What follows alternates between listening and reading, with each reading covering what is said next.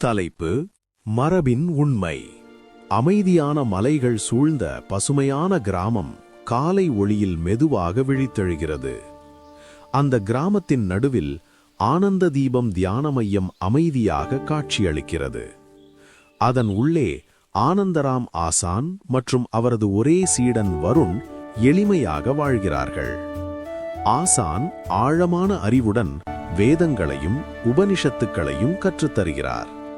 வருண் முழு கவனத்துடன் அமர்ந்து ஒவ்வொரு சொல்லையும் மனதில் பதிக்கிறான். அதிகாலை நேரம். சூரியன் உதிக்கும் முன் மண்டபம் முழுவதும் ஆழ்ந்த அமைதி நிலவுகிறது. அந்த அமைதிக்குள் ஆசான் மற்றும் வருண் தியானத்தில் கண்மூடி அமர்ந்துள்ளனர். மண்டபத்தின் அருகில் ஒரு பழைய இரும்பு குடுவை காற்றில் மெதுவாக அசைகிறது. திடீரென அது உருண்டு தரையில் சத்தம் எழுப்புகிறது. அந்த சத்தம் வருணின் கவனத்தை சிதறச் செய்கிறது. அதை கவனித்த ஆசான் அமைதியாக நிலைகுலையாமல் இருக்கிறார். தியானம் முடிந்த பின் குடுவையை தூணில் கட்ட வேண்டுமென அவர் அறிவுறுத்துகிறார்.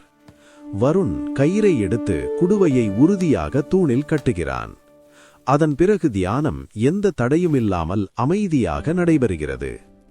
நாட்கள் நகர்ந்து ஆண்டுகள் மாறுகின்றன. அந்த செயல் ஒரு வழக்கமாகி விடுகிறது. முதிர்ந்த வயதில் ஆனந்தராம் ஆசான் அமைதியாக காலத்தை நோக்குகிறார்.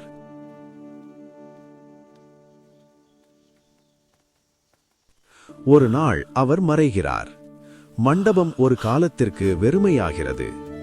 பின்னர் வருண் புதிய ஆசானாக பொறுப்பேற்று தியானத்தை நடத்தத் தொடங்குகிறார்.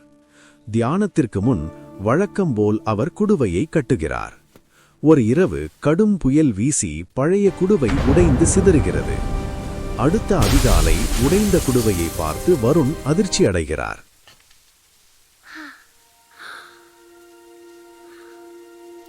அவர் உடனே புதிய குடுவை வாங்கி கொண்டு வருகிறார்.